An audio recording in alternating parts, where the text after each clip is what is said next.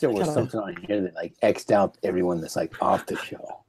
Survivor specialist Phil and Alexa are back, and Troyzan is getting together with who he's trying to still get acquainted with the cast over there, figure out who's off the island now. Yeah. So we're gonna do our episode 6 predictions and power rankings. We have Troyzan on, from Game Changers and from One World. He's back again, second time coming on here. And Troyzan, thanks for being here, man. No, I love coming on with you guys. You're the smartest, podcasters. You guys have your shit together. You know what's going on during the seasons. It's like you've somehow figured out. You both haven't even played, but somehow it feels like you have. So I always enjoy you guys. I haven't really listened to a lot of your podcasts this year, but I'll catch a little bit here and there. I'm like, these guys are on top of it. There you go. We reference you here and there. We reference your hug a lot, your Jeff hug. Yeah. Well, plus I've actually, I've met Alexa personally, so that's it's like a step. Hell yeah. Like one step up. There you go. There you go. So Troyzan, the way we've done these power rankings, we've done it each week with survivors. Just to catch you up on it. We had Adam Klein, Julia Sokolowski, and Sunday Burquest come on. Right now, the Survivor tribe is in last place. So I have 35, Alexa has 34, and you guys have 30. I know that's not your fault, but you got to kind of pull them out of the depths. Oh, geez, really? So, okay. Now, when you guys announce you do who goes first, second, and third, that's the deal. What's the deal? We just kind of do it as a crapshoot. Sunday got mad at me last week. I went too fast. Oh, okay. Yeah. Okay. Well, yeah. I gotta slowly but surely figure out who's at the bottom first. But you go the bottom first, like the bottom feeder. Who's going first, or no? Who's at we start at the top. We work our way from like who you think is the safest to who's going home. Oh, okay.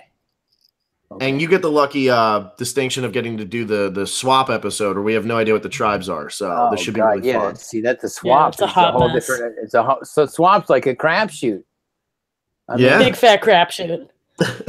Oh my god. Okay, I guess I got to go off the crapshoot.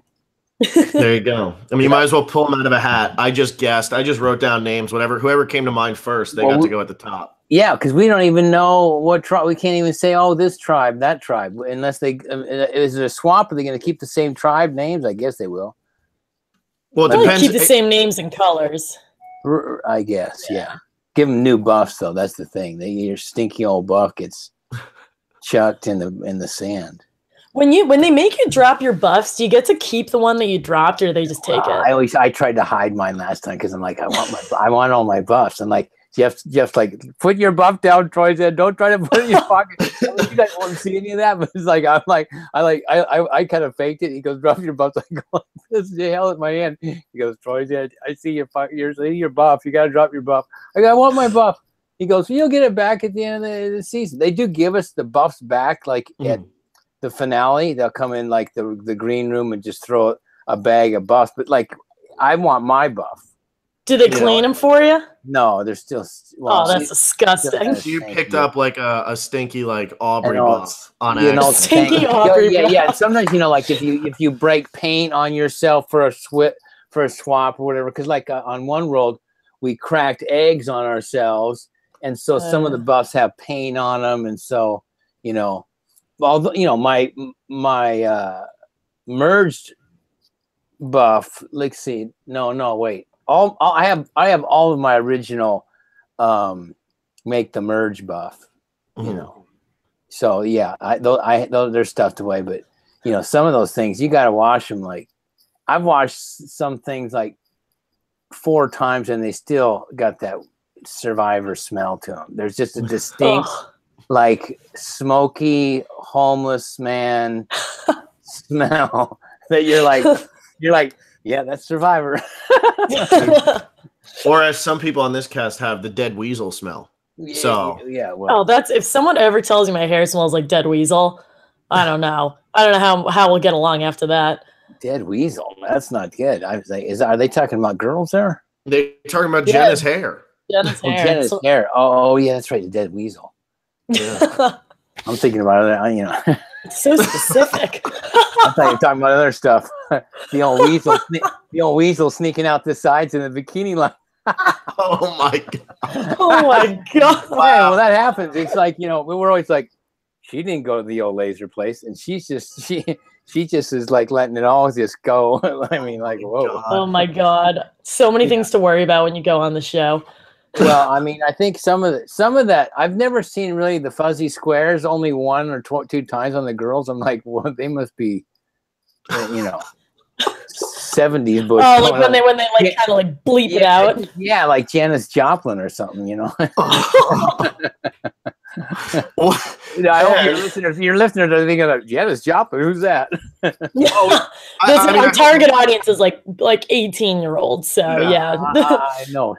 I kind of realized that, like, a lot of kids follow like me on Instagram. I didn't know that until I put out a poll once. I'm like, or I think it was even Twitter. I said, so just curiosity, like, how old is everybody? And it was like 14, 16, 18. I'm like, it's like not one guy my age, maybe one scraggler, but it was funny. I thought, like, oh my god, no wonder these like kids are like flipping shit because they're like, little kid on there, like, I can say what I want, Troyzan, you suck balls. No, that'll show you. Yeah. Yeah. Okay, guy. All right. Oh my god. Well, now that we got that out of the way with fuzzy squares or whatever we were talking about, fuzzy squares. Yeah, the weasel. Alexis is weasel. Oh my god. What are we thinking about Troyzan? What are you thinking about this season so far? 4 episodes, 5 episodes in, whatever people want to call it, 5 weeks in. I mean, before it was coming out, I was getting, I usually don't get that excited. I'm like, okay, it's Survivor again, and maybe because I've played, and I mean, I'm always excited to watch every time, like Survivor's coming out. But I was really excited for this just because Ghost Island, I just wasn't sure on. I'm like, okay, I know they hinted it's things from the past, but how are they going to use it? What's going to happen? I really thought Ghost Island is going to be, oh my god, bit different than Exile Island or Redemption Island. So I thought, okay, but so far to me, not much has happened on Ghost Island or about Ghost Island. So I'm like, what the hell? Pretty chill, yeah. This Ghost Island and plus, not giving people like even a chance to do anything. I'm like, what the F is the point of Ghost Island? And you're gonna send somebody there, and then they're gonna crack the thing and be like, nothing for you today. Like, okay, now we just get to watch you make rice and sit there on the rocks and in your underwear. I mean, I don't know. So I like it. What I was expecting, like, like a wow factor, I haven't got that yet. So maybe there's some major thing going on where, it's not just, oh, you found James Idle. And, I don't know, like, okay, the hell, they could have, why is that different than just finding any, I don't know. Yeah. But I've renamed it from Ghost Island to Emotional Support Island, because I feel like that's kind of what it's becoming. Like a couple like really romantic beach shots and then crying and then maybe playing a game. I just been calling it, it's truly Ghost Island because there's not much happening. It's like, that's a good joke. It's a great point. And Sunday was on here last week, and her thing was, why not have them go, and even if they play a game just to get some food or to get like a love letter or anything, so that at least it's not just to go and sit there. Like, at least they could win something, even if it's not a big advantage in the game. And I thought that was a really good point because it gives them like at least some positive that could come out of sitting there. I mean, Stephanie Johnson had no shot last week. She didn't get anything.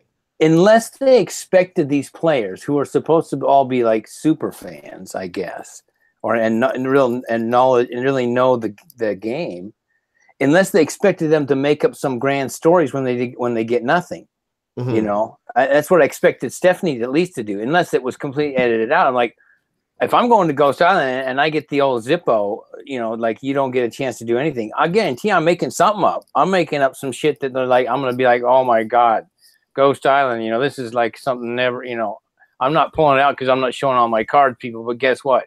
You better get your shit together, Tribal, because something's going down that you've never seen, because this is Ghost Island. They don't have any clue. But then, I mean, why didn't she say that? Or like, why doesn't, I don't know. I feel like come on, Ghost Island, give me something more. You're the name of the season. Give me something more. So I like it so far. I think for like super duper fans, some of these people are doing some clueless stuff. Mm-hmm. So we'll see. I give it a it's pretty good. It's not bad. It's not terrible.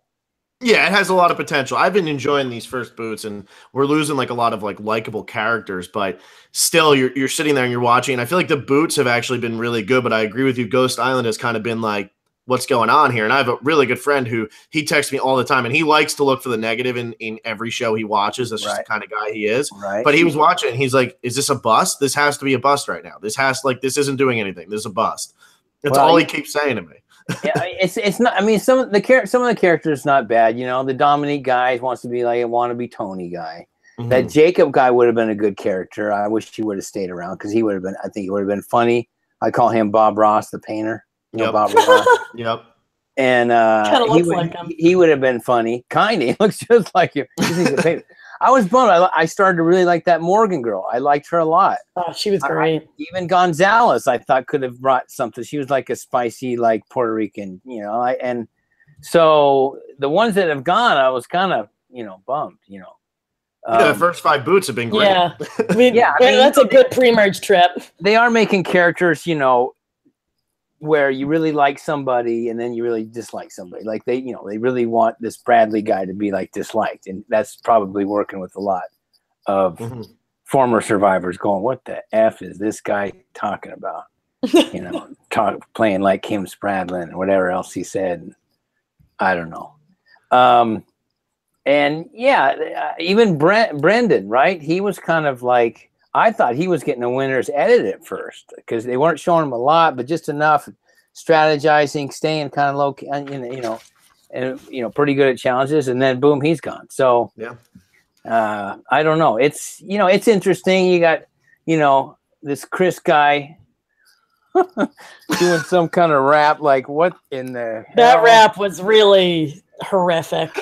I kind of liked him. I didn't mind him, but he's starting to turn into a bit of a tool to me. It started. Yeah. I mean, so I think no one in America knew how to correctly react to that rap. I was like, bro, take it down a notch, male model. I mean, I almost wonder, do these guys know they're on TV by now? Like some of the stuff like they say and do. I don't know. I guess you get tired and hungry. Anything goes. But I don't know. Troyzan, you weren't rapping at all. I don't know. We were always singing, and they would tell us not to sing because they can't show us singing because we don't have rights to the songs that we were singing. So it was constantly, you're told a lot. Don't say that, or you don't, especially singing. We can't sing. You can only if you're gonna sing, you can sing the Survivor songs. Oh, that's it. Would you like hum the theme song? Or someone, my first season, Bill, the black guy, he'd full out sing it. I mean, sing it out loud. I mean, I would start cracking up because he would just go off. But that's it. They don't show the funny stuff that much. What did you guys sing? Like, what was your favorite song to sing?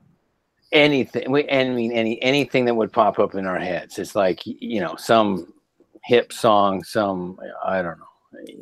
Who knows? I'd sing a Beatles song, maybe. I don't know. Oh, that would definitely get you in trouble then. Hey Jude. Yeah, there's like a lot of trademark issues going on there.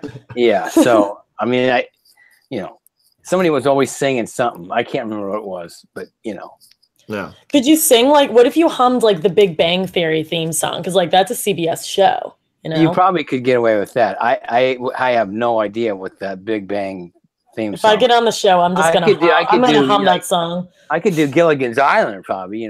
The ship set sail on the shore of this. And that's. I think that was a CBS show too. So Gilligan's Island, I probably could have done. There you go. And I want the outtakes now. We want you back on the island just so you can sing Gilligan's Island in a confessional to everybody. If you guys saw the outtakes from Game Changers, you would just die. I mean, there's some stuff in there that's just nutty crazy.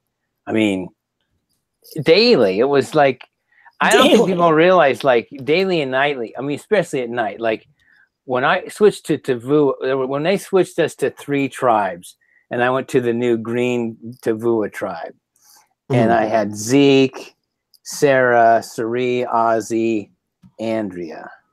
Those people told some of the dirtiest stories at night. Like, I was Raunchville. Like, I mean, I was like, I thought Mana was bad because Sandra would tell some crap, and Tony, those two would start telling crazy stories. I'm like, okay, that's bad. It's kind of bad. And Sandra's funny because she doesn't really know. She don't like a dirty joke, but not really. Or she'll know something. Like, someone will say something like dirty, and she goes, "What does that mean?" And I'm like, Sandra, you're not like, I'll tell you when you're older, Sandra. You should know some of this stuff. But I go over to that tribe, and holy crap, they were telling stories that were like crazy. I'm like, that's why, like, in the final tribal council, I call him Zeke the Freak, only because of his freaky story. Not so that I think they edited it out. They didn't want me to be calling him Zeke. Yeah, probably not like the best thing to say. Yeah, but he knew what I was talking. He laughed, he winked at me. The outtakes. That, I mean, I just wish one of these times that they would start to put outtakes out for me. See, just bloopers or whatever. I mean, us running into the camera guy or into the microphone hitting us in the head, or the crazy stuff that happens. Like, I mean, I had a blast on, like, second chances with Ty. Catching eels and blood all over the place, catching a chicken in the cage, and no one running around. I mean, just constantly goofing off. It's like people, I think, miss some of that stuff. I mean, they're showing a little bit more now. But I think, what was it, last year? Whenever they do like a food challenge and a challenge, you guys really just don't get to see a lot of camp life. It's like, 2 challenges, a little bit of strategy, boom, we're off to tribal. Once one team has to go to tribal, it's like, okay, nothing else is shown from the other guys. Like, everyone's like, well, nothing's going on over there. Oh, a whole shitload of stuff's going on over there. Yeah, I can imagine. And with the first Navidi tribe, who now has most of the numbers, we saw almost nothing from them. Yeah. That's because every time they're going to show the other team, their tribe, I say team, doing what they're going to do to see if you guys are figuring out, like, who's going home or not. So, let's dive into these power rankings real quick. And I'm going to start this off, Troy, and I'm not doing this just to irritate you, but I want to see your reaction. So I'll start with my number 1. Okay. Person I don't think is going home this week. Okay. I have the man, Bradley. Oh my God. Wow. Look at you. What a reaction. I need to see. I got to hear why. All right. Well, here's why I have it here. We're going into a swap where it seems almost like we're going to get 3 tribes instead of 2 based on that new preview that came out where it was like, Survivor, new Star to Ghost Island, or a first, whatever. And it's like, okay, maybe they're going to do 3. And even if they do 2, I feel like there are so many Navidis left in the game that are very loyal to him. I don't feel like Chelsea, Desiree, Kellen, or I always forget the 5th one there. Who's on the Navidi original? Who is the original? It was Bradley, Wendell, Sebastian. I always forget about Sebastian. Sebastian, right? Kelly, Desiree, right? Dominic, Chelsea, Chris, and Angela. So they have so many Navidis left that really 9-6. It's 9-6, and I really just don't see Bradley being on the wrong side of the numbers here. If they do 3 tribes, there's a good shot that it ends up being 3-2, 3-2, 3-2. And it's all former Navidi. And really on the other side, like Chris has bonded with Donathan, and Dominic and Chris still aren't working together though. And I feel like if Dominic and Chris end up on the same tribe with Bradley, they're still going to be so focused on each other, they're not going to vote out Bradley. So even though Bradley has been played up to be the villain on this season, I don't think he goes here because there's so many people who are still loyal to him. It's because there's so many numbers of the numbers are good, even if they get split 3 ways. Even if they get split 3 ways, his numbers are good. And if he ends up on a tribe with like Sebastian and Jenna, and then 2 Malolos or original Malolos, Sebastian and Jenna might stick by his side anyway, because they might just say, okay, like Sebastian was tight with them, and Jenna and Sebastian, clearly we know they're like dating in real life. So yeah, they could just stick who's by dating in real, who's dating Sebastian and who's dating? Sebastian and Jenna, the girl with the smelly dead weasel hair. And Jenna. Should they those 2 are dating? Really? They've got an Instagram together. It's really something. Oh, jeez. Okay. And their Instagram, he calls himself Tarzan. I don't know how that makes you feel. Yeah, he does call himself Tarzan. Yeah, which I know is not his name, but he's not. He might be a Tarzan, but he's real laid back. That guy. Some of these people showed up. Hearts of Reality is a charity event in Orlando every year. They showed up last year. I'm like, who are these people? Like, they're like, we're on the season, like, not that, we're on season 36. I'm like, really? Yeah, I said, you guys supposed to be here? Like, I don't think you're supposed to show up to like public events. No one knows who you are. Yeah. Yeah, I guess that's true. When they go to those events before the a lot of that cast. I mean, I don't want to like ruin anything for any of that cast, but I feel like there was a bunch of them who went to that. Yeah. I don't want to like drop names if but I feel like there was a lot. Well, it's funny because I remember talking to one kid, and I think it was Bradley now, because I'm looking at this cast. I'm like, some kid came up to me and goes, "Oh my God, I'm a big fan of yours, and I'm going to be on the show." And I ended up talking to him a lot. And then I think it ended up being this Bradley. I really don't like this guy. I mean, maybe he's, it's one of those things where like when they're on the show, they're going to show him a certain way. It's easy to go, "Oh God, I can't stand that guy. He's cocky. He's this and that." Then you meet him outside the game, and you're like, it's not so bad. You know what I mean? Yeah. Yeah. So, I guess that's a good pick. And the thing is, too, Bradley's probably smart enough to like do what it takes to keep himself safe. Where he's. I feel like he's, always using his head, maybe a little bit more than others. So that could be true. I mean, we'll see. I don't know if I would put him at the top, but that's Who do you have yet? Your top? Who, me? Well, if I'm gonna go, I'm always gonna go when I know it's a swap, and a girl will be the safest in my mind, always in a swap. I feel like the guy's gonna get. So I would probably if it all Navides are like have the numbers, who's okay? So is Kelly? Is there a Kellen? Kellen, yeah. Kellen is one. Dez is another. Chelsea still, but that Angela's gone, right? No, Angela's still. She's floating around. Oh, Angela's still floating around. I'd say I'm saying Dez.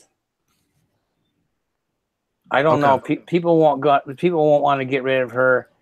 I think she's pretty good in challenges. I think she's just smart enough to where you can kind of see her edit, where she's strategizing enough, talking about herself, and kind of we are this. And I mean, she's in it. I don't see her being targeted. And I'm picking a woman just because when they do a swap, I think most people target guys. Yeah. And why do you think that like, in previous seasons, like in really early seasons at a swap, they would just normally target the smallest girl. But on this season, you're thinking that the challenge strength means absolutely nothing, and it's just let's get rid of one of these big. Yeah, now any more survivors change where it used to be, don't vote out the provider, don't vote out the challenge piece, and now it's like, if we can get somebody out, let's get them out now because we know something's going to swap again or something's going to change. It's like, and we don't care. If we don't have fish, and we don't care, if we can't win it's not about that. It's all strategy and like, can I take the right people along? It's complete. Like the game's changed so much. It's now just the social game, and everything else is just whatever. I mean, it doesn't matter. If they had a crappy shelter and the guy could build, the Taj Mahal to keep people warm. They're like, that doesn't matter anymore. We'll vote him out. We don't care. They just don't care. If people suffered a little bit more, Like if they really made people, like say they just took the food challenges away, and so you really were starving, like you ran out of rice, and the guy who was catching the fish or catching chickens or climbing a tree to get coconuts or whatever was really providing, they'd think twice, you know, or if someone that could always start the fire if it poured rain that people would change, but it's not that anymore because no one's really starving. No one's that tired. No one's getting wet anymore from the rain. The elements kind of like are out, you know, and then the challenge stuff is great, but it's like only in the beginning. I mean, now it's to the point where like, you know, there's so many. What would you say it is now with Navidi and is it Malolo? Yeah, Malolo. It's 9-6 Navidi to Malolo. Yeah, so you know it's already like awkward. I mean, not awkward. It's already like, you know, it's off kilter. So it's one of those things where, you know, I'm going with Desi. Yeah, right. Good choice. Who you got, Alexa? I go with Dominic. I feel I had to put a Navidi up high. He's got an idol. I mean, that's like, yeah, I think that helps him a little bit. That's definitely part of why I put him up top. But he might bend up with Chris again because they've really been playing up this like Dominic and Chris, like really kind of button heads. But people like him. Like Navidi's like him. Malolo likes him. Everyone seems to really just vibe with him. And if you're on a swap, you're going to be with people who you've probably already been with before and some new people. And if it's two tribes, then he's probably going to automatically be in the majority. And if it's 3 tribes, he could end up in a minority again, but that's kind of weirdly worked out for him. I mean, he hasn't really gone to tribal council since he lost Morgan, but I think he's very adaptable, and I think there's still a lot left from him. So I got him up at number 1. What's your take on Dominic, Troy? I think he's playing all right. I mean, you know, he is kind of like the Tony guy, or maybe they want him to be the wannabe Tony kind of guy. I think he made a crucial mistake when he bullshitted the first time and said he didn't find an idol, and then an hour later, oh, guess what? Conveniently just found one. Like, dude, everyone can read right through that. If you're gonna do that kind of play, at least wait a day or two to make it realistic that you did go look and now you did find an idol and now that you wanted to tell this guy. Once you tell a lie and someone knows it's bullshit, then that person doesn't really do a complete trust, and then they're going to tell somebody else as well. We might not see it, but so I think he's in a safe place because who else has an idol besides him? Nobody. Just him. Just him. So I'm, you know, as far as like somebody going home, he's not. I would put him up there too, only because he has an idol and he's smart enough to figure out if he needs to play it. I think he's, you know, one of those kind of players where if he's not safe, he'll know it and he'll play his idol and he's safe. So I got to give him. Yeah, he's probably like my 2 or 3, I would think. You gonna put that on the record here? Not much confidence in that. Maybe put him at 3. Okay. Yeah, I actually have him at 3 as well. I didn't do my 2 yet, so I still, you know. Yeah, I have Dominic at 3 as well. I think because he got blindsided in the Morgan vote, and that's the only tribal he's gone to, he's going to be on edge the next time he goes to tribal, no matter what. And if he feels anything is off, he's playing that idol. And I think it helps that he already had the Morgan boot to put him in that mental position. Yeah, for sure. I mean, I just feel like he's, you know, twitchy enough to where he starts hearing stuff. The thing is, he's one of these guys, he found the idol at night, right? Mm-hmm. Pitch black, in the pitch black. Which is hard. It's impossible. It's impossible. So he knows how to play the game. Mm-hmm. And he's figured it out. And I won't say anything. I don't want to get in trouble. I want to play again, but I mean that, you know, you don't find an idol at pitch black at night. See, I can't see him. I can't see from me to my computer screen at night. So, you know, he knows what he's doing, so he's smart enough to figure stuff out. Meaning he's smart enough to figure out Jeff's questions to other people at Tribal, you know, and he's smart enough to figure out the questions he's being asked in his confessionals, and he's a smart player like that. So he, you know, I mean, if you listen to, you know, we don't get to hear the whole Tribal Council, but Jeff's asked you questions, and he asks other people questions as well. And if you listen to the questions he starts asking other people, you can kind of figure out what is actually happening with other people, or at least somewhat better. If you're just sitting there and just answering his questions and not using Tribal Council to your advantage and listening to what he's asking someone and then listening to their answers, because most of the time people are just BSing, but you can kind of read through the BS and they get a sense of like, oh shit, I'm going home, you know? So it's one of, I mean, that's what happened on my first season. You know, I could just tell by the way people were talking to me at first, then listening to them at Tribal talk, especially like Kim and Chelsea. I'm like, I know they're going to vote for me. I know it. You know, they didn't say, you know, no one said it. No one point blank, you know, we're like, well, you know, guess what, Troyzan? But, you know, you can figure stuff out. So I think Dominic's that kind of player. Do you guys want to go down to your 1, 2, 3s? Because you guys kind of did your 3. I got to do it too. Okay, go ahead, Phil. Do it too. All right, I got Wendell. 2 seed, and he's not in a really good spot on the Navidi tribe right now, at least like the tribe that he's on. But I feel like everybody likes him, and once a swap happens, nobody's gonna want to vote him out. I know that I went all against what Troyzan said, and I put 3 guys at the top, and my 4th is a guy too. But we'll get there. But I put 3 guys at the top, and they're all from the original Navidi tribe. But I think like somebody like Wendell is so likable that they're not gonna want to boot him first. Like, I think that Malolo has shown an interest in working with him. You've seen Donathan talk about him. Morals talk about him. They've all shown an interest in working with him. And I think that because of how likable he is, he's got a good shot to hang around for a little while. So I have Wendell at 2, you know, easily surviving whatever happens on a swap for him. Okay. If you want to stall, I can go down to my 2 and 3. Yeah, do your 2 and 3. I'm just still looking at faces here. But the thing is, I'm different probably too. I look at the edit, like I look at who's being shown too.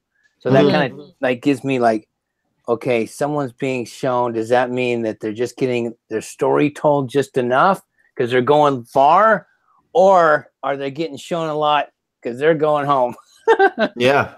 Yeah, it was been a weird season for that. We were wrong on the last 2. So we thought that Brendan and 70 Johnson were there to stay, and they had like winner edits. They did. I thought Stephanie had a winner's edit. I'm like, they're just showing her just enough, and da-da-da. And I'm like, you know, I thought for sure when she went to Ghost Island, they're going to give her something that she can stay in the game. But nothing. That's what I was saying. I was like, this is proof that Ghost Island isn't rigged, because if it was, Stephanie Johnson would have gotten like 5 Super Idols. Well, I mean, it's probably rigged. It's probably rigged a little bit. All right, so my number 2 is actually also Wendell. Phil, I agree with you. He's not in a fantastic position on his current tribe, but he's someone who no one seems to have anything bad to say about him, and also no one seems to have anything absurdly great to say about him, which is good, because I feel like right now, kind of like Adam Klein said, you got to be the most average person on your season. I feel like right now he's pretty average, and I mean that in a good way, like as a compliment. He's not sticking out as someone who's like really annoying or really bad at challenges, but he's also not sticking out as this crazy, strategic, loud leader. So I think he's in a good spot. I think he's willing to work with plenty of different people. So I think he's in a pretty safe spot. And then number 3, I actually go with Sebastian. And I know, like, it's like Troyzan, kind of like what you just said, like he's kind of the strong challenge guy, but I think we're not in a season where people really care about like challenges or providing or building shelter anymore. And Sebastian is someone who's going to vote the way that Dominic or Bradley or Chris or whoever will tell him to. So that's someone you got to keep around. I really don't see a reason why they would get rid of Sebastian. Okay. Gee, how? Yeah, this was the Sunday. Okay, that's what she did to me. Okay. She goes, okay. Yeah, if you want to, and if that's your opinion. Yeah. I mean, you know, it is kind of a crapshoot. It's like picking the NCAA Final Four from the beginning. Like, come on. Yeah. I mean, you're the only one who's been on Survivor out of the three of us, and you're telling us we're doing something wrong. So we're probably doing something wrong. No, I don't know. I mean, you know, who's going to pick Loyola Chicago? You know. Yeah. I'm all in on them now. They beat us, and they have this nun, and they're just awesome. I have to go. Yeah, I mean, everyone's got to go for the Cinderella now. Come on. Oh yeah. I mean, my team is Gonzaga because I went to Gonzaga, so I was bummed. But that was thanks a lot for having FSU, our rival, beat you. We appreciate that, man. Yeah, really felt good to watch FSU succeed. Yeah. Okay, so I'm gonna go. My two will be Donathan, and the only reason why is because, and I know he's like you know, on the odd tribe out because they don't have a lot of people, but because of this swap and the switch, I think this is only because of the edit that he's staying around, because Survivor always has some awkward kid or awkward person that is like the fan favorite kind of guy that goes far. And I just highly doubt that he's going home. I'm hoping they're not fooling me and like showing him a lot and then talking about his, you know, I just stuff that doesn't have to do with the game. They're showing him, and he's just one of those characters that they have every year that goes farther in the game where it's like no one expects. And he's, you know, one of these, like, you know, he didn't realize he could swim and that one thing, and he did, you know, and he's never been out of whatever back farm, Kentucky or whatever. You know, I love that they have to put subtitles under it. Oh my God. It's amazing. And like the thing is, you can understand like 90% of what he says, and they're just putting subtitles anyway. Yeah, I know. They put they put him on Ty also. They used to put subtitles on him. Yeah. So I like Donathan. He's cool. Plus he follows me on Instagram, so maybe he's watching. Troyzan's making this based on who's liking his Instagram posts. Yeah. Troyzan's making this all for the fame here. No, follow me at Troyzan. He's not this threat where I don't see him like walking around, you know, pulling people aside, strategizing, or even if he gets in a group that he's the leader of the strategizing. He's not the one who's standing out. And no one's going to be like, well, I'm worried about this guy, you know, in challenges or whatever down the road, you know, because now in the next, couple of episodes, they'll start thinking about the merge. Are we going to merge at 13 or 12 or what? You know. So I'll go with him for my second, but easily it's probably switched with, you know, whatever. Yeah, I think Donathan's fine too. I have him a little bit lower, but I think he's in a good spot. I have Sebastian at 4. I just don't ever see like Sebastian going. I feel like he's harmless. Yeah, like there's gonna be like a point where they're just like, we need to get rid of this guy in the merge because like he's a number and he's on, you know, we just need to get rid of him for some obscure reason, but like right now the strategy would make no sense to get rid of Sebastian. He's not really doing much to like be a threat to win. He doesn't seem like he's particularly like scary. like I don't think anybody's sitting there going, Sebastian's gonna pull this off on us. And he says really dumb, funny stuff. So I like Sebastian, and I think he's around for at least a little bit of the merge. Yeah, probably. Yeah. Who are you going to go with your number 4, Troy? Oh my gosh. My number 4.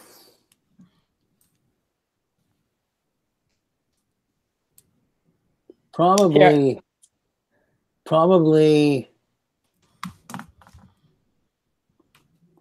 Chelsea. Wow. Yeah. I don't see her being a big threat. Yeah, I definitely agree with that. I don't see her stirring up much. I mean, she hasn't really done. I mean, I'm not sure what she's really done a whole lot. So it's kind of one of those where you know, maybe she gets shown a lot later doing something. And I mean, we'll watch this episode, all of a sudden they'll show her doing a ton of shit. She's gone. Yeah, she's like the strategic mastermind of the swap. Because I was going to pick between her and Kellen. Because Kellen, again, is one of those characters, the goof nut characters. Yeah. I have Kellen at number 4, so I'm with you on that. Okay, I'm going to switch. Okay. I'm just going with Kellen 4. All right. Kellen we both 4 for both. You like that little switcheroo? For both of us, yeah. The old Troyzan move right there. You'll switcheroo.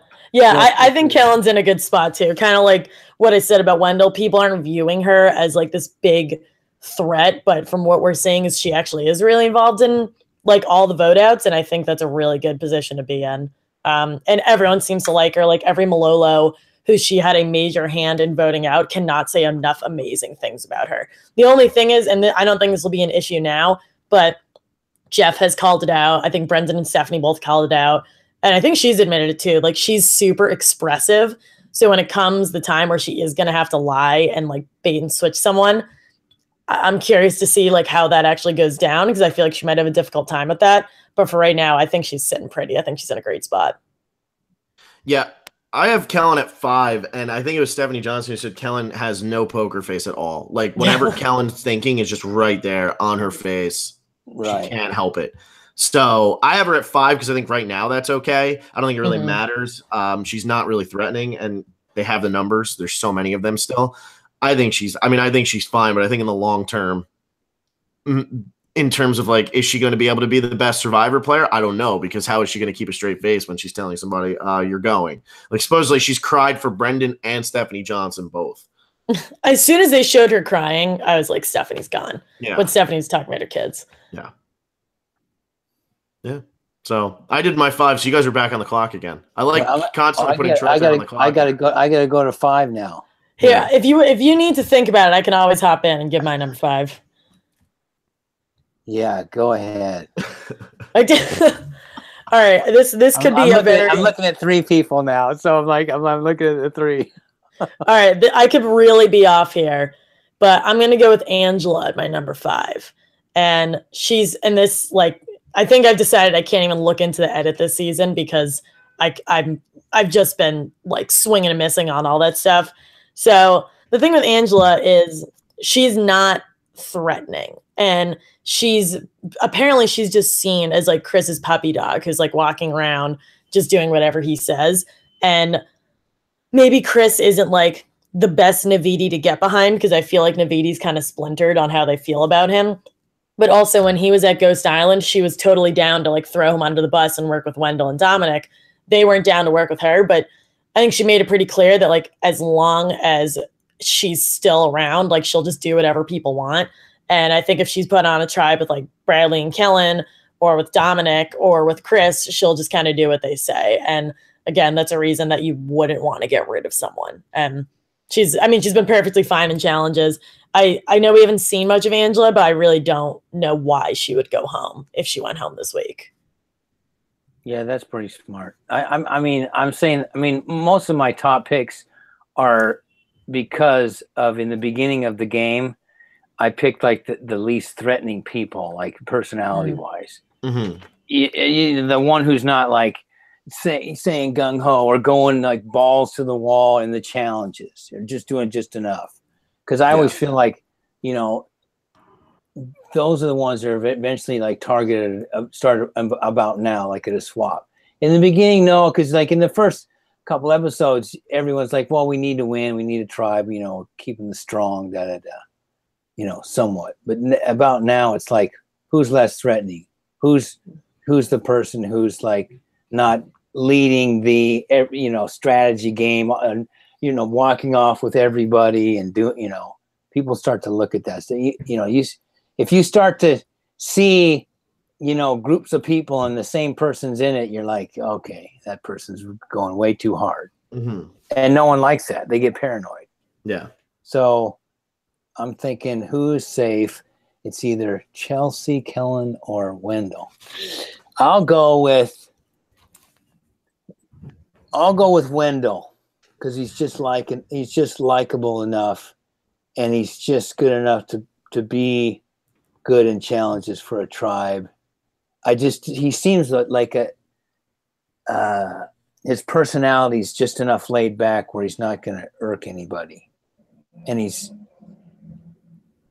seems intelligent enough, and he's been shown enough in that light where he's going to stay around to the merge. Yeah. I think he's got a little bit of a shelf life. Yeah. Okay. I'm going with Wendell. All right. There it is. Yeah, look, it's with Chelsea now. I'm all the way to Wendell. She's not even in there yet. There you go. There you go. I'll do my 6. I have Donathan. Troy, you talked about Donathan a good amount, but I just feel like with what we're being shown of Donathan, he can't go yet. Like, he is that underdog that America's supposed to fall in love with, and he goes deep. Like, that is what Donathan's character is right now, and it's something you see all the time. Where Dave Wright was kind of this character. Where it was like, how the hell is that guy going to pull it off? Next thing you know, he's the biggest threat at Final Four. Well, yeah, like Cochran his first season. I mean, you know what I mean? It's just like there's always somebody that's kind of even Ty. You know what I mean? Just his first season. There's just always this kind of goofy, funny, whatever, and they're going to keep that person around. Yeah. You know what I mean? Yeah. I actually had him at number 6 also. He's the first Malolo that I have, and I think the first one that you have too, Phil, on your power rankings. Because it's a bit of an edit thing, but also I think people aren't seeing him as threatening. And I feel like even though those 4 Malolos on the new Navidi tribe, even though they were kind of running the ship over there, it's extremely unlikely that they're going to be able to replicate that in this swap, whether it's 2 or 3, especially if it's 3.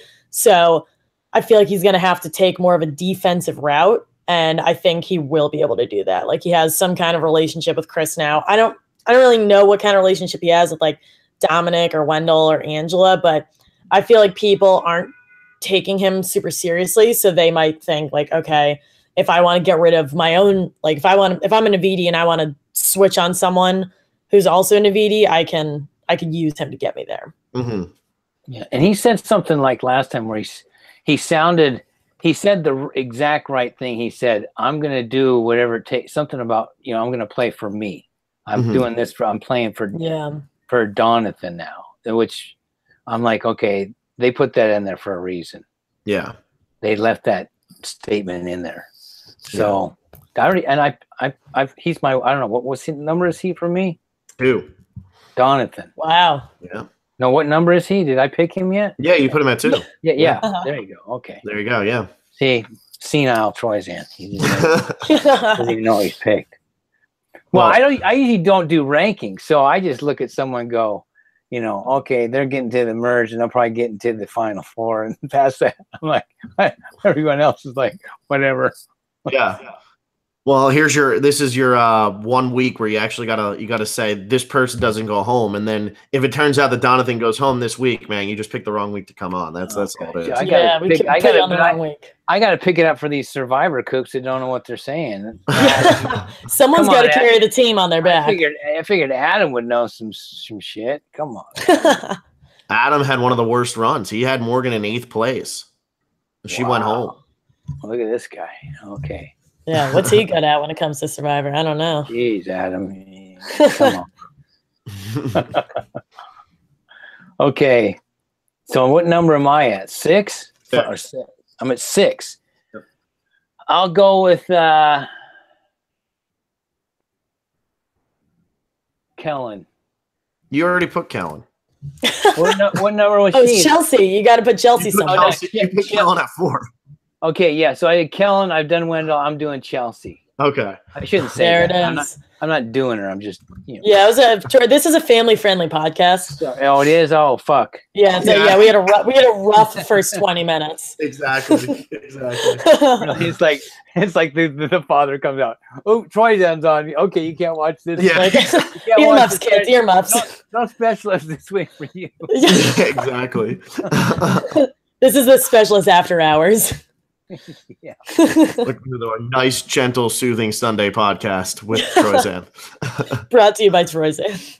So, so Chelsea, and I don't, not that I don't even know what she's really done. It's just that she's just kind of so mediocre for me that I just am like, okay, I'll throw her in the middle. I don't know. I think that makes perfect sense. She's got nice hair. We should put her up top for that. I don't know. Top hair. Yeah, she's got, yeah. Hopefully it doesn't smell like a dead weasel.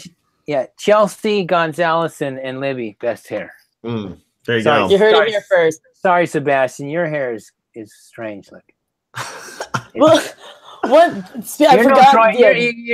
He's wearing the full-on giant, hook. That thing looks like an idol. Has anyone else thought about that? That thing looks like a fake idol. Something, I don't know. You're no Troyzan, buddy. Come on. Yeah. Well, speaking of Sebastian Terry, I know this is a bit of a sidebar, but I was reading all of Stephanie's exit interviews, and Sebastian was like, "Oh, well, we got to keep Jenna because she can braid my hair." And apparently, Stephanie is the only person who has braided his hair since he walked on that beach. And he's like, "Nah, Jenna's got to do it." So poor Stephanie. I thought when she went, I was really shocked. Mm-hmm. Yeah. More of it. Yeah. Yeah. And she doesn't even get the credit for being the hair braider. What? No. They got her, man. They got her. But I think really robbed her on that one. I think Stephanie will be back, though. I mean, I think Troyzan, your whole reaction to that is pretty much the entire community's reaction to that, where it's like, how did that just happen? And I feel like the way they edited it, that music at the end, I mean, I just feel like she'll be back. Well, I hope. When it was, what's funny is like, I kind of knew I don't follow any of these like websites where you figure out where the cast is before they actually get announced. Mm-hmm. But a lot of survivors like will start following me on Instagram or Twitter or whatever. So she started liking a lot of my photos, right? Stephanie Gonzalez. And I'm like, I know this person. And I'm like, maybe she's modeled in Miami. I've photographed her before. So, it's one of those kind of like, I made some comment. I know that I met you, but I didn't want to sound like one of those, hey, where have we met before? I know you. Because sound like a big classic one-liner. Like a classic pervo. So, she goes, yeah, you look real familiar too. And I'm like, and then I don't know. And so then it was more comments. And then I'm like, do I know you from, Miami? And she goes, no, I don't think so. And then I said, well, why? How do I look familiar? And something like, she mentioned something about TV. And I'm like, oh, she must be bullshit. And then I realized that she's like a Survivor fan, right? So as the DMs went on. And so little by little, I'm like, I swear it was weird. So then I said something about, you look like, she has like modeling looking pictures on her Instagram. So I said, you must do some modeling, right? I said something like, maybe we'll work together, at some point. And then she kind of came back, no, that'll never happen. Or no, I can't. I'm like, oh, wow, she shot you down. I know. I'm like, well, that's weird. Like, why would she say that? That would never happen. Well, then I'm like, because I wasn't being weird. I just was being like normal. And I'm like, that's a weird response. Classic pervo. That's a weird response. So then I'm starting to think like, she's a Survivor fan. She sounds, So then I went on some site where they showed the cast of 36 before it was even out. And I go, oh my God, there's her face. Her name's Stephanie Gonzalez. So I DM'd her back. Your last name doesn't have to be Gonzalez, does it? And then she's like, oh my God. I said, relax. It's like, we all been through the rookie part where they tell you, don't say nothing. You're going to get your liable for $5 million, blah, blah, blah. Like, everyone, if your face is already out there, your name, don't worry. Your secret's safe with me. Then she was kind of, oh my God, I'm so excited. I can't wait for the first deal and and don't say anything. I said, don't worry. It's like, who am I going to tell? And so then I thought the way she was talking, that every week it was get closer, she'd get more and more excited. I'm thinking she's got to be on there for a while. Mm-hmm. So that's why I was more shocked when she went. So when she went first, I texted her back like, "What? You're gone the first out?" Yeah. I mean, I don't know. There's something about. I think it's because if I was voted first out, it would kill me. I would die. That's my worst fear. Going on the first season and even the second, like just first out, it's like I don't know. Even though you might be known and more being first out than like third out, because more first votes are like more popular and people like know who they are as opposed to like third out. But still, so that was I was kind of surprised. Anyway, we got lost. Like, what are we, 7 or 8 or something like that? 7. I think we're on 7. 7. So, okay. I have Desiree. Oh. And Troy, you had her at 1. I had her up top. Yeah, I had her going. Yeah. I think Desiree's fine. I mean, we haven't seen too much of her last week. She's the reason that they knew Stephanie Johnson didn't have an idol because she looked through the bag. It seems like she's actually playing a little bit, but they're just not showing much of her. So unlike Chelsea, who really doesn't seem like she's playing, and they haven't really shown anything of her, I feel like Des is still playing the game a little bit. So I got Des at 7. I don't really know too much about her yet, but I don't think she'll be the one who goes here. Yeah. Yeah, it kind of sucks we don't know much about her. I feel like there's a lot of cool stuff we could get from her, and it's just not happening. And also she's not getting any of the credit for it, but I think she was the one who brought up Brendan's name, and I think she was like pretty integral in like figuring out that it was going to be Stephanie. Like she's very much a part of these votes, but I only know that because I'm like actively focusing on when she talks. Mm-hmm. I've been putting him here for the past couple weeks. I got Bradley at 7. I purposely dropped him right in the middle.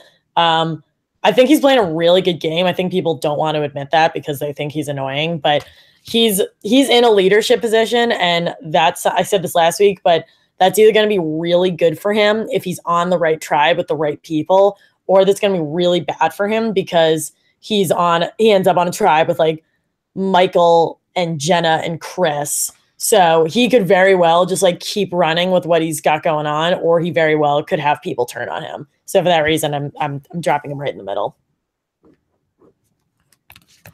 Okay. I still have him at number 1, and I'm still happy about it. Okay, I'm going to go with Angela. There it is. Why? because she's in the middle and she's safe. I mean, hey, whatever you got to do. Isn't she is she the original Navidi or whatever? Yeah. Yeah. Okay, and she's been in kind of like a dominant alliance ever since the beginning, pretty much, or no? Well, she's been with Chris. She was like Chris's closest ally, and she got all the votes at that Morgan boot from her own tribe. But then it kind of just seemed like it woke her up, and she was like, "Well, forget these people." Yeah, I just think that she's all right. I don't see. There's too many other people. I got 1, 2, 3, 4, 5 people that I think will go before her. So that's all the reason. Yeah. Angela, she's in the middle. She's good. Just enough. I have at my 8, I have Libby. Kind of, I don't know if that's like too high for her. We haven't seen much of her other than the boot of Morgan. Yeah, and that was a while ago. So I mean, she could get tribe screwed here, like, or swap screwed, whatever the hell it is. But I just feel like she's gonna be safe, at least for this boot. Like, I don't know.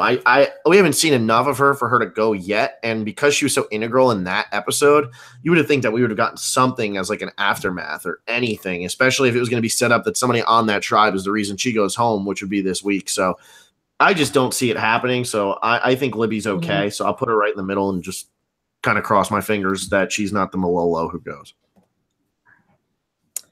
Yeah, for my number 8, I'm going to jump ahead actually to my 8, 9, 10 because I have them all for the same reason.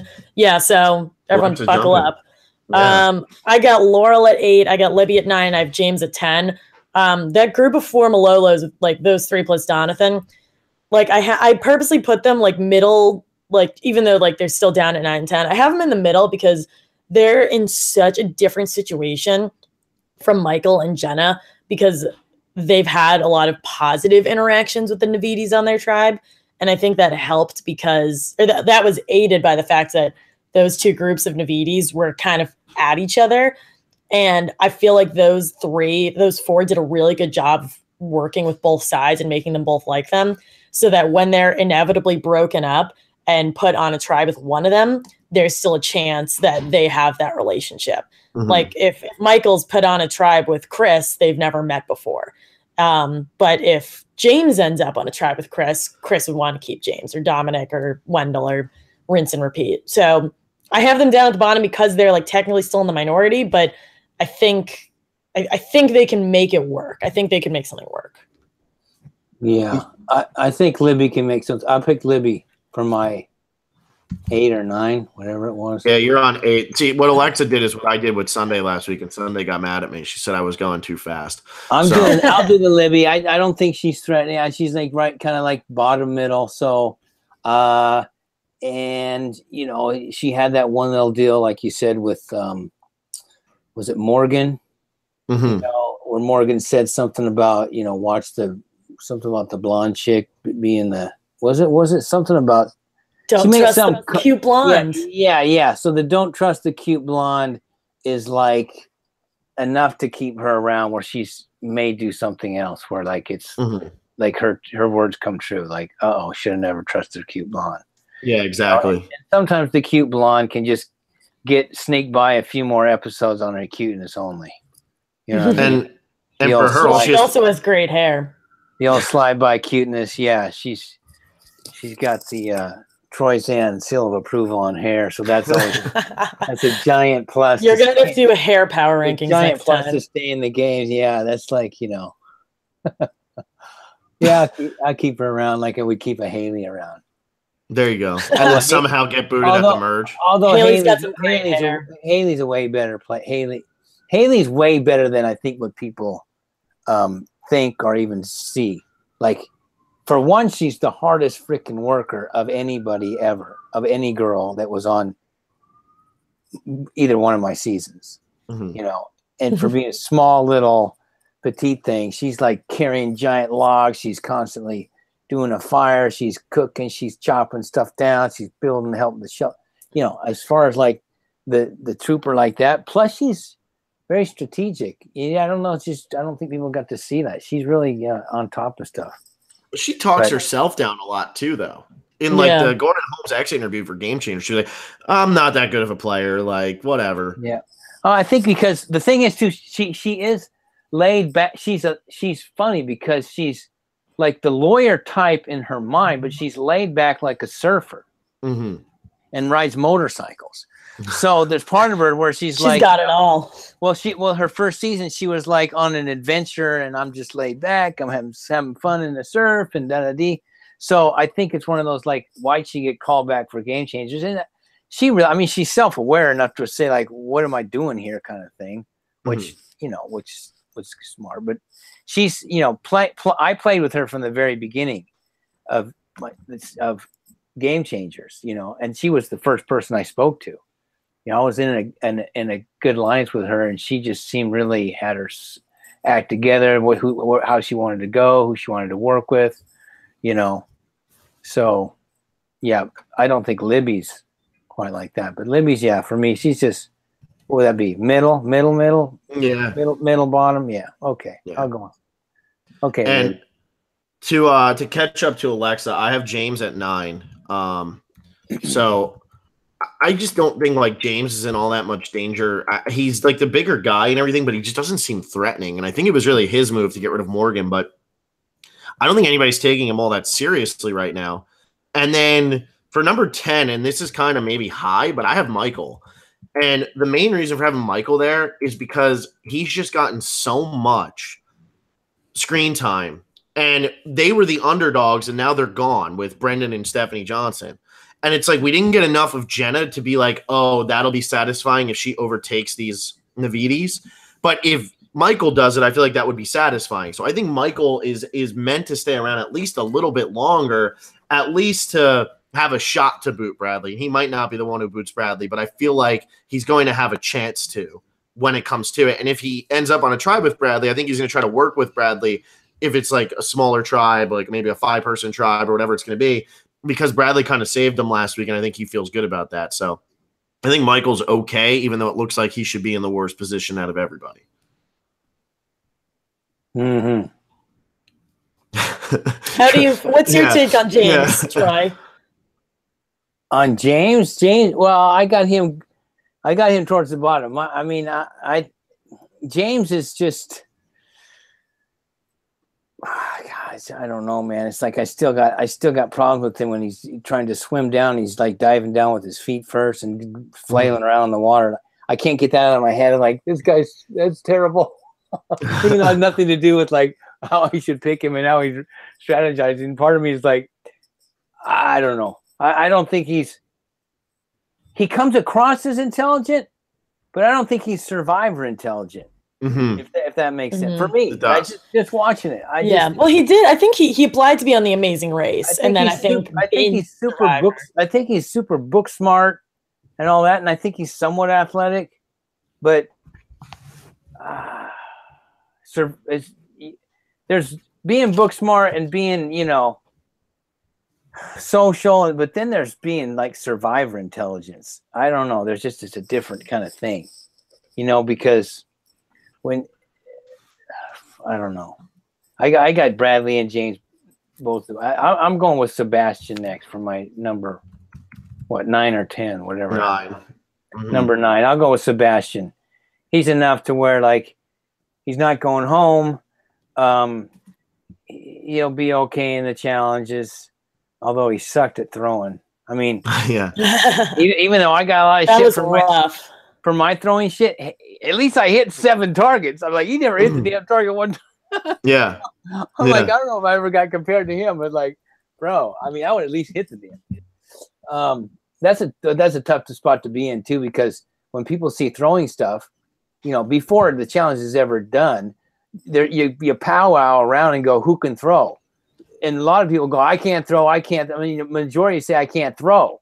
So then you're stuck going like, well, I can throw a little bit. I guess I'm the thrower. Then you're real. It's one of those where like, if you don't do well, then everyone's like, oh shit, you suck. Yeah. Where it's like, you suck more because you didn't even volunteer to. You threw nothing. So being the thrower it's definitely the anchor position. Like you always get the most attention when you're the thrower. Good or bad. Even the puzzle makers, that's another thing. Like if you really know the game, like I guess these people are supposed to because they're super fans and watch it, then you would know, do I really put myself out there to be the end person? Okay, I can win for the team, but like if I don't, am I really going to be looked at like, oh shit, like you screwed up? Or the opposite, like Chris, it's like, bro, you're going crazy with like saying looking how great you are and announcing to the world that you're a baseball player.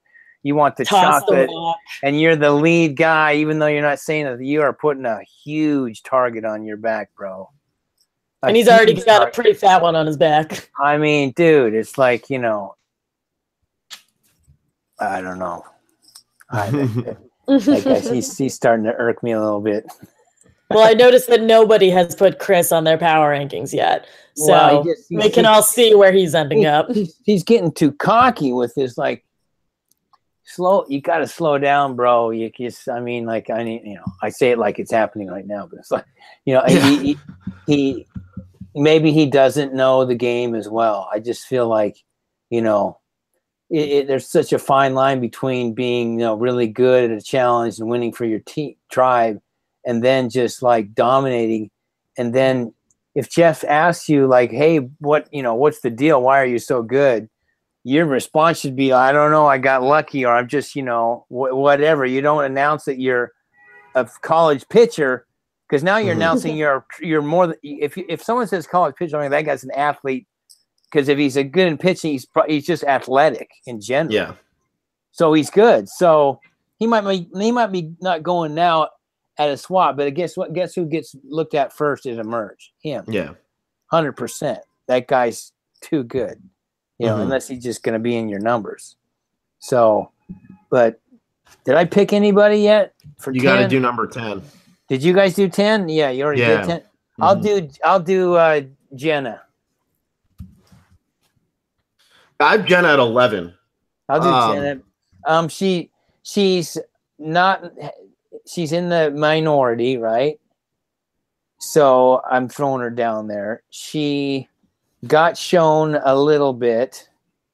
So it's one of those, maybe if they show her a little bit more on the next episode, it's enough for her to go home. I don't know if she's flirting with, is she doing the flirty thing on the beach with Sebastian? That's the one? Yeah. That's her. The weasel hair. Weasel. Her hair. She's the weasel? Yeah. She's the weasel, yeah. Oh, she's the stinky weasel. Oh, Jenna. Poor Jenna. Poor Jenna, the weasel. I hope she gets home and shaves. Oh my god. Maybe they can sharpen up the machete. Oh my god. Oh my lord. I'm never gonna look at that machete the same way.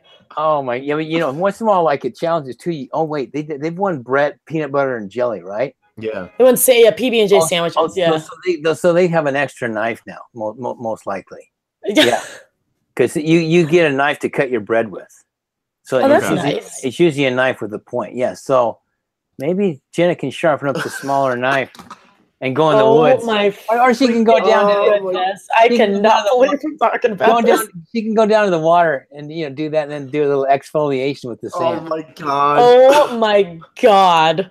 Exfoliation, man. Yeah, Jenna. I feel like you can have your own Survivor spa because you clearly know what's going on with everybody's hair, and you have quite the idea with this business. I don't know. I feel like you're onto something. I do. I've seen a lot of bottomless, bikini girls just doing their thing, washing or whatever they're doing. I mean,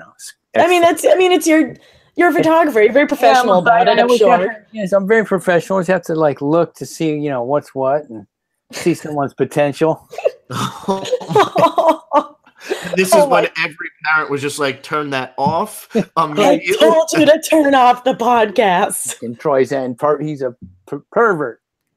That's it. What did you? Oh, classic pervo. I mean, I love that line. And classic pervo. The thing is, though, I'm harmless, so I think I always can get away. Anybody that knows me, I'm always joking around. Anybody on the island, they're like, "Oh my God, Troyzan, you're constantly saying something, goofy or joking or this." so they know I'm just, I gave every girl out there crap, especially Andrea. Oh my God. I feel like Andrea can take a good joke too. She's very self-deprecating. She can, yeah, but she also is very easy to tease too, because sometimes she'll be "Oh God, I can't believe you said that," and and then they egg you on even more. Yeah, I mean, you almost watched her die on those rocks, and you were taking those fake pictures of her. Oh my God! We did another scene with her laying across this palm tree that was horizontal. It had been bent over, probably in a hurricane. And I go, "Yeah, go up on the palm and lay across it." And all that, she's doing the full model, posing and doing all kinds of stuff. That's awesome. We were totally in it. They showed none of that, but that's hilarious. I would give her crap every day, and I thought we would play together, but since we didn't, it was one of those where people would argue around camp or something would be going on, and every day I'd look at her and she'd look at me and I would just go, whatever. So it was that was our little thing, whatever. And I would constantly see her picking the hairs out of her legs. Oh, oh my God, that sounds awful. Like a little monkey. Oh my flipping goodness. Because girls will shave. Right, but day 10, day 12, day 20. I mean, you got hairs growing out there, whatever, quarter of an inch, half inch, whatever. And I guess she just didn't want it. She starts just plucking them out. That sounds like torture. Like a little monkey. Oh my God! Well, you should have donated the knife to her. That might have helped. Oh yeah. Well, but the machetes are dull as a butter knife.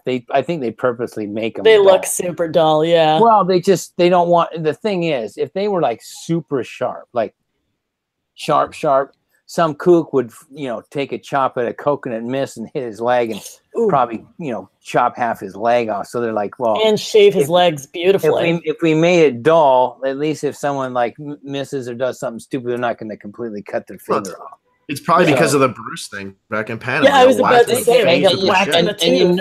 Yeah, you notice all the machetes don't have points on them either. They're all like flat. Yeah. So I've got our machetes on my wall. I stole the machete. Oh, you sneak a machete out. You couldn't sneak your own Buffy. You snuck a machete. I snuck it out in the Green Monsters. Oh my god! Snuck it on the plane. Oh my gosh! There it is. It took an hour and 20 minutes, but finally we're talking about the Green Monster. Like, Troyzan, is that a machete or what's the story there, buddy? I'm like, you just take it down a notch. Just relax. Everything's good. What you got hiding in there? No, I think being a finalist, you can kind of get away with a few things. So I just am like, you know what? I use this machete every day, and I'm taking it. And I also took there was a knife that we had, but someone cracked it in half, so it was just cut off. But I used it to notch like the days in the tree every day. Yeah. And I think the last episode you see me like notching the tree, so I took that because it was like one of those kind of like I was the tree notcher guy during the merge. So I'm like, I got to take that. I got to take that. All right. Well, who do you guys have at 11 then? I'm going with Laurel. Okay. I'll go with Laurel. It's kind of tough though because they show her a little bit too, and kind of. I mean, she just is not in a. I don't know if she gets in a spot where she can't save herself. I don't see her, and she doesn't seem like the kind of person that's aggressive enough, or aggressive enough to go look for an idol if she's in trouble. She's super nice. It doesn't seem threatening. Doesn't come across as threatening to me. I don't know. In challenges, I don't know. Have I seen her doing anything? Oh my God. I think she's pretty good in the challenges. I think she was good in the one with the ring where they were pulling the ring. Oh yeah. I mean, she could surprise me. She could be one. I mean, Laurel, I'm stuck on. She could be one of those like, super safe at the top, or just she's been shown enough, and that if she's like on an alliance that's like not happening, she's like, well, adios muchacho or muchacha. So, and that's how I kind of feel with Laurel right now. Is like, who's she the tightest with? It seems like she's been talking to everybody, but if she gets split up and ends up on the wrong side of the numbers, is there anybody who's gonna like, ride or die with her at the end there? I just don't see her being aggressive and me like, making up a lie or trying to scramble to do something, or even to go looking for an idol. She doesn't seem like the kind of person to go to find an idol. But she could get lucky and all of a sudden she's on Ghost Island. That's one of those things where like any one of my picks could be like out the door, because any one of them can be sent to Ghost Island and changes everything. Yeah. Yeah. So, I mean, maybe Ghost Island will be exciting this week, and the producers will decide to like let them crack something that's worth a damn. Crack open an urn that has something in it. They'll switch like number one that they know's got a note in it to like note to the next one to get. They'll probably have one. This one are coming up, because I feel like whenever there's a swap, or like especially with the merge, they're going to want to make it like as spicy as possible. So they'll probably have something coming up soon. I just wish there was some way we could figure out like what there's some way that would be played where, okay, this person really screwed up this. Here's the way to redeem it in a. I don't know. It just seems like, well, you have an idol. It's almost like, well, like James's thing. Well, I found an idol and now I'm using it, and I did better than James because I used it. Yeah. I don't know. Hashtag reverse the curse. And yeah, and what are all the snuffers in there for? Like, what does that have to do with anything? To remind you of all the bad decisions. That doesn't remind me of a bad decision. It just reminds me of snuffers, Jeff. And then it's like anybody that goes to Ghost Island. It's like a museum. It's pretty much a museum. And the thing is, anybody that goes to Ghost Island gets enough rice for like fucking the whole 39 days. It looks like. It's like, Jesus Christ. It's like a giant pot of rice. It's like every time I'm like, wow, these guys are like jackpot. You know, and they I'd be amped to go to Ghost Island for all that food. Nice little, you know. I still don't know why some of these people aren't making up more stuff about Ghost Island. You know, if they get nothing, that still doesn't make sense. Yeah. I mean, I'm right. I mean, wouldn't you try to make up something? You wouldn't come back and go, well, yeah, I got the old 0. I got nothing. Well, we've been saying we're not sure why people aren't looking for idols like after they can't play the game. Like maybe they're told up front like there aren't idols, so don't waste your time. No producer will tell you there's no idols. But I'm just saying, like if you're in a bad spot, you got a chance to save yourself. I did that twice, so I know. Like I don't care who you are, you have a chance to figure it out and go save yourself. You know, and so did Stephanie go look and we just didn't see it? I don't know, but I still feel like there's enough shit there on Ghost Island and you could make some. I'd take one of those snuffers and make something out of it or something. This is my massive idol. I would bring back like a snuffer. I would tear down one of those snuffers and go, guess what? There's a new fucking snuffer in town and I get to snuff one of your torches, so you better get your shit together because I'm snuffing your torch. That would be hilarious. That would be freaking awesome. That's the new twist. So I'm at the bottom, but guess what? I'm not going home because I'm you know who's I'll talk to each one of you, but one of you guys I'm putting your fire out. That is insane. That's a great idea. I shouldn't have said it because what if I have to play with the snuffer thing one day? And now nobody's gonna buy it. Now they're gonna be like, I remember that Troyzan. Okay, well. Yeah, got a stuff now. What number are we on? I can do mine. Hang on, Alexa. Yeah, you're actually behind. You're on 11. Me and Troy are about to go to 12. So. All right. Well, my 11 and 12 kind of go hand in hand. I go. Alexa's behind. I like saying that. That's the hashtag of the podcast. Yeah, everybody, hashtag Alexa's behind. Oh my God. All right. I got Des at 11 and I got Chelsea at 12. I put them together because I think they're like super buddy. We have no reason to believe that from watching it, but everything I've read, like they're wicked tight. But with that, I don't really know who else they're friends with like separately. So I feel like if they're in a situation where they're in a minority versus the Malolos, which is pretty unlikely, one of them would go home. Or if there's a group of Navides and they want to switch on one of their own, it would probably be against Des or Chelsea because they seem to be the ones who are not as close to the group as everybody else. And I also know nothing about them, which is pretty frustrating. I'd like to know a little bit more. But yeah, 11 and 12. Yeah. Okay. So now she's ahead. Now I'm ahead. Oh. Oh my God. No comment. All right, so now as we move on to jeez, he's getting dirty, people. Oh yeah. Oh, this is only now getting inappropriate. This filthy Miami hurricane talk. Yeah, exactly. This is how everybody meets down in Miami. She's either behind. Yeah, this is how you like make conversation with people. Behind, ahead.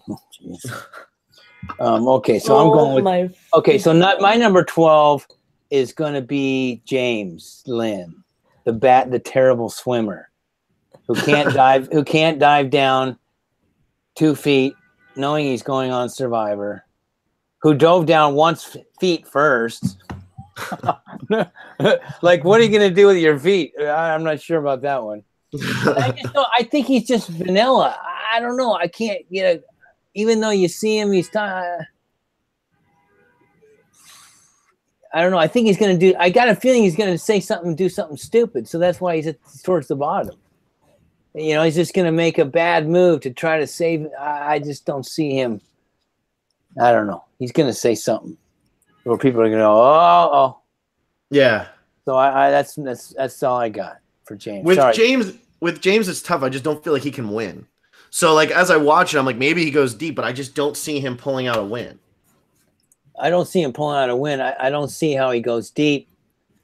I think he's been shown enough to like, yeah, we showed him. We'll show him a little bit more on this next episode, and see you, buddy. The old snufferoo. Yeah. The old snufferoo. Yeah. Yeah. I go I have Laurel at 12. Laurel at 12. You both had her higher than me, but I don't know. I can't get a great read on where Laurel is here because we just haven't seen much of her. So even though it seems like she's talking to everybody and seems like she's playing a good game, I feel like somehow like it's just not going to work out for her just because of what we've seen. Yeah. So how many are we picking? 14? You got to do all 15. You go all the way down to the end. 15. Who am I? There's 15 people. You got 3 left.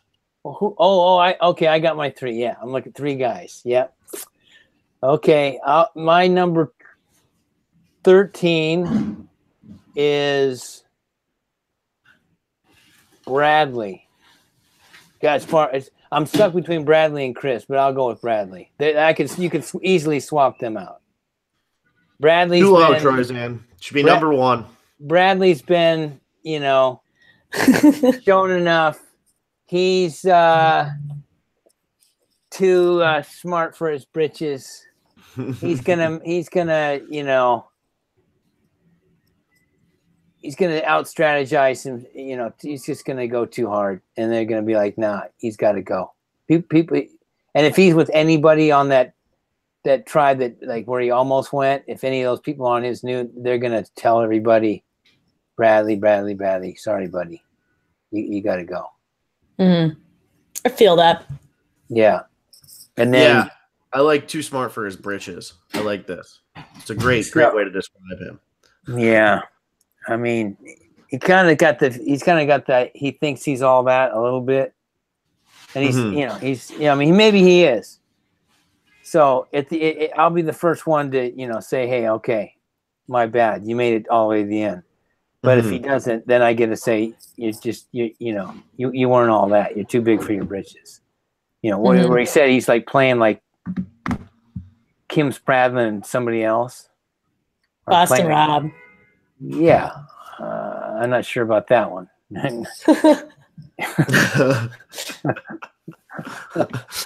I know Kim Spradlin, and I played with Kim Spradlin. And sir, Mr. Bradley, you are no Kim Spradlin.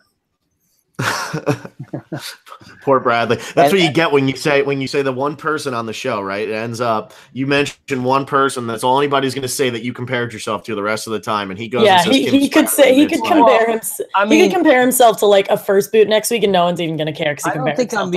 I'm not being even biased. I mean, I played with Kim, but I feel like even if I didn't, what I've heard out on the street, Kim is one of the better players.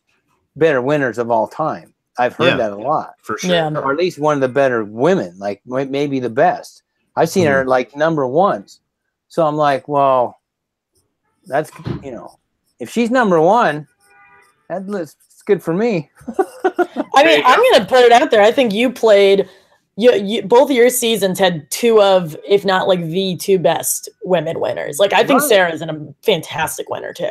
Oh, Sarah did more even than Kim to me. Yeah, like Sarah wipes the floor. She was great for what she did. Sarah did a lot, even stuff that you didn't see. I mean, even the lies that she told to get where she got were amazing. Like, and they didn't show that because it was a little like too much. But So I'm like, you know what? If I played and lost to 2 of the best, if I lost to Michael Jordan and Magic Johnson, then that's fine with me. And where's that put me? I'll be like, pat myself on the back. It only makes John Stockton over here, Yeah, man, I'll be John Stockton. It only makes me look better to lose to like somebody really good. There you go. So exactly.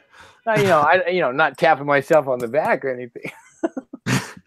You made them better winners. If it's not for you, right? They won because of you. Oh, come on. You can't. Yeah, exactly. So, where am I at? Am I 14? I think you're about to be done. You just said okay. So Chris Noble's 14. He has gone way too much. He's like I don't think he's the kind of guy that can like slow his roll where he, rah, I'm going to win for you, the team. I'm winning. I feel like the only problem is like, because teams still want to win, they might keep the guy around. But if he goes a little bit too much, like I'm the leader, I'm showing myself as a great athlete. I'm at the top of the alliance. If there are, 4 or 5 little bottom feeders that are smart and get together and be like, that guy, he's way too much. Now's the time. He might get one of those. Mm-hmm. That's my only thing. I just think, and he's gotten shown a lot, editing doesn't care about, if you got 2 kids and you're going home. They don't care if your mom is sick. You're going home. So it's like, I need a new story when I play again. I mean, I need to have somebody with like Tourette's syndrome. My brother's got Tourette's and my mom is, an amputee, and oh god.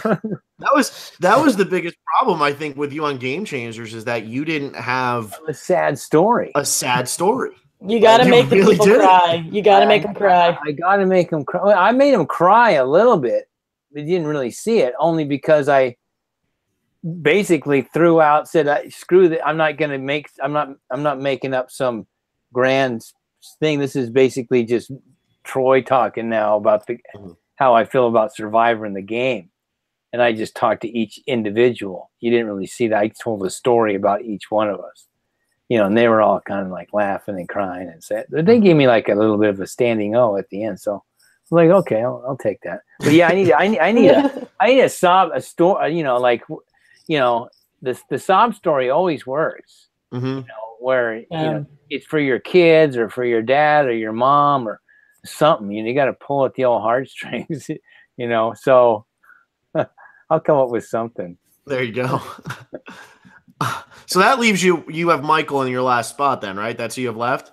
Oh, yeah. So I didn't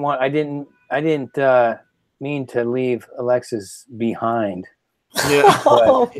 I don't know if this is as hashtagable, but you also left Phil behind. So I'm just wow. Yeah. You never know. Whatever you're into. There's a few females out there, so There you go. So yeah, Michael, I think he is a big enough threat to everybody.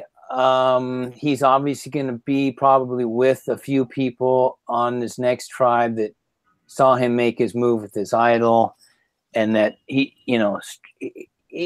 surprised me as a player more. Right. I didn't expect that out of him just from when I first saw him and first read about him. I'm like, as a young kid, I mean, what is he, a model too? He works in real estate, I think. And he's probably a model. They just threw that out there because they can't say everybody's a model. So they'd be like, he's a bartender. They could have 8 models on the cast, and like one's a bartender, one's a skateboarder, one's an ice cream salesman. They'll make something up. They'll make something up. Yeah. Yeah. So, yeah, he's been shown enough. He's not in a majority. I just got a feeling he's just going to get targeted. And he's been shown enough to where if he goes, it's like, okay, he got a lot of airtime. Bye-bye, Michael.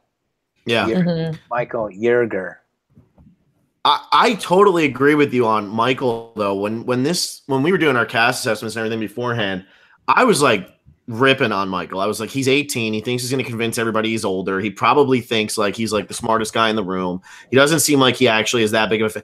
And so far, what I've seen from him is like, man, I actually like really like this guy. And I think he's got some chops. I mean, I do too. And I like the BS that he threw out there that the idol was worth 2 idols. And, I mean, it's like, I got to give him props for, freaking stuffing a giant, 12-inch by 12-inch island in his shorts in the back. And like, Jesus, talk about not being able to hide anything. Right. I mean, so, but he's come across as way smart. I mean, I hope that I'm wrong, because I like that. I like this guy. I like him way more than I thought. He doesn't come across as like an 18-year-old young kind of immature guy, or not at all. I mean, He looks like he's 24 or 5. He acts smarter. He's not like one of these where, oh my God, I'm 18, I'm on Survivor, and doesn't have a clue. I think he's got. I mean, he might be one of these guys where I could see him finding an idol. Yeah. So I just think he's in a tough spot. So the odds are saying 80% chance that, he's targeted, but there's that 20% chance that he's like, you know what, I'm going out looking for an idol, and boom, he finds it and stays in the game. And if that happens, he could go for a while. Yeah. And that's the thing with Michael. I feel like he's one of those who's not going to stop looking. He feels the danger coming. Yeah. He's just going to be looking nonstop. Right. Yeah. That's what I think. Because just because of the way he talked at Tribal when he was going through, like, making his speech about what he's going to do and what's going to happen, and he just seemed really intelligent about it. I think that he's like the kind of guy who's not going to stop trying to look for an idol, or who's not going to try to stop making up a story about or something. He's not going to just give up. A lot of times people just, in a sense, give up. They just get too tired, or they get too hungry, or they just get like, there's no hope. I mean, why should I go waste my time? I know what they want, but I'm telling you, man, it's like being out there, everything changes like every hour. Someone gets paranoid, and you can make somebody paranoid, and you just don't realize it. So I think he's one of those kind of guys, just like, you know what, I've got to do everything in my power, even during tribal council, if I feel like I'm at the bottom. Yeah. Yeah. Alexa, I'll kill mine because I think you and Troy have a similar one. Or do you want to kill yours then, or whichever way? I mean, yeah, sure. I'll go. So I go Jenna at 13, Michael at 14, and Chris at 15. Jenna and Michael, I kind of put together. I think I just don't really know who they're allied with. I feel like Stephanie was tight with Jenna, but I don't really know which of them was close with Michael.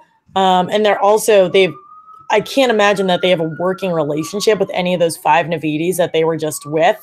And they've been separated enough from those other 4 Malolos that maybe they've moved on.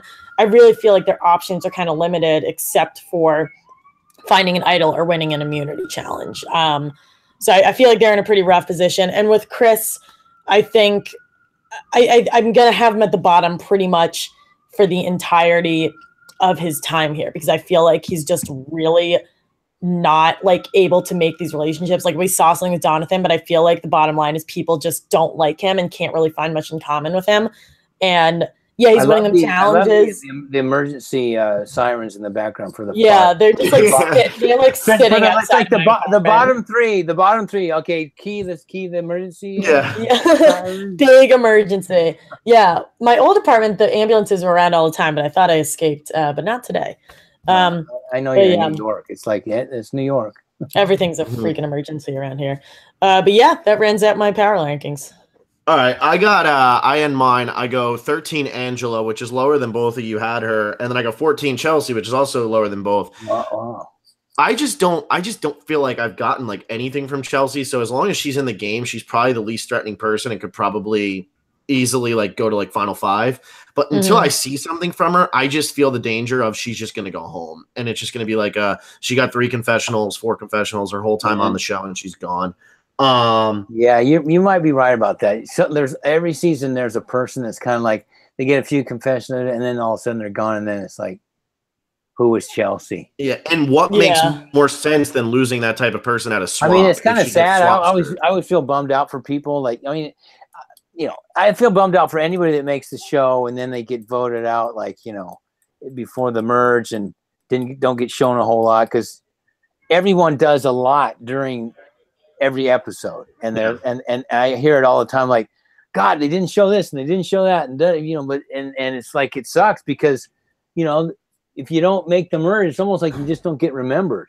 I mean, unless you do something crazy stupid, it's like, I mean to the general public, I mean, just like super fans who study everything about it, yeah, they do, but it's always kind of a bummer for people that don't make a merge and just, I don't know. I think I think the last 2 seasons have had like a rare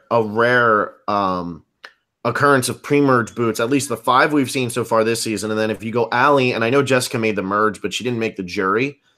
If you look at like them from last year, I feel like there's like this, they were shown so much that even though they weren't there for the jury phase of the game, you're still sitting there going, I remember them because they owned those first 5 or 6 episodes. And that's what I felt like this season. It's like Stephanie Johnson, I felt like there was a final 6 or 7 boot, and she went home in 16th place. And like the way it was dramatic and everything about it, you're like, dang, there goes the fan favorite who falls just short. And you're like, wait, she didn't even make the second swap. Like, right. So, well, I always just say, you know, wait out 4 years. Mm-hmm. Then go, okay, pre-merge people, you know, who were they? And you kind of go, well, I don't know. Yeah. I don't know. I mean, that's why they got to pull a Wentworth and come back immediately so that they can't be forgotten. Yeah. I mean, if there are a few, you know, people that are like super memorable, and boom, they get the second chance right away, and that's always good for them. But the more time goes by, people just forget. They just forget. I mean, geez, you know. No, it's true. Even the people, if you go back to season, 11 or 12 and say, name the cast, they're gonna, now people just don't remember people. It's one of those things, Mm-hmm. No, it's like how we did the rewatch of 11 and 12 this season, and I fell in love with Morgan the Magician's assistant, and then I would have never remembered she was on the show. I'm just watching. I'm like, man, this is great. Who the hell was that? I don't remember her at all. I think all the time. Yeah, I think I'm gonna start rewatching from the beginning.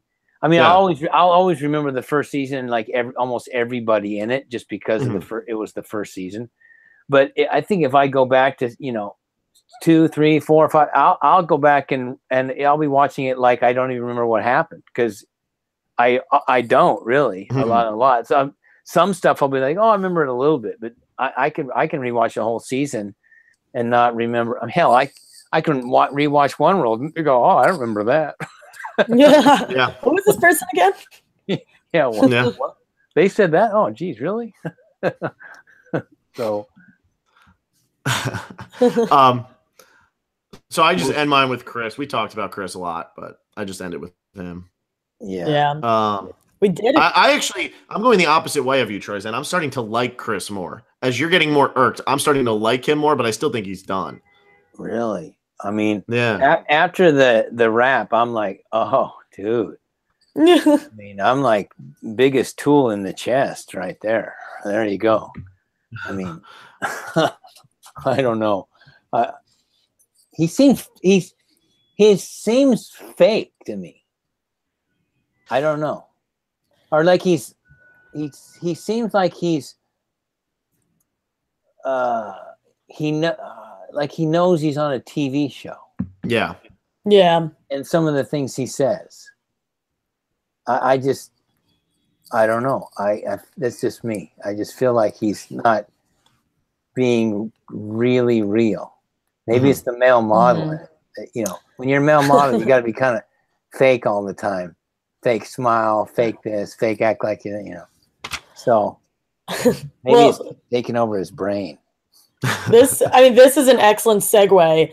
Chris actually won the MVP of the episode last week. So he actually won by a resounding amount. Michael got, I think, 7 votes and he got 15 votes. So how does someone get an MVP? We pretty much just leave it up to the we'll at the end of the episode we'll be like, oh, I think this person was the MVP or the LVP of the episode. And then we're comment on who you guys think. So we actually leave it up to the fans.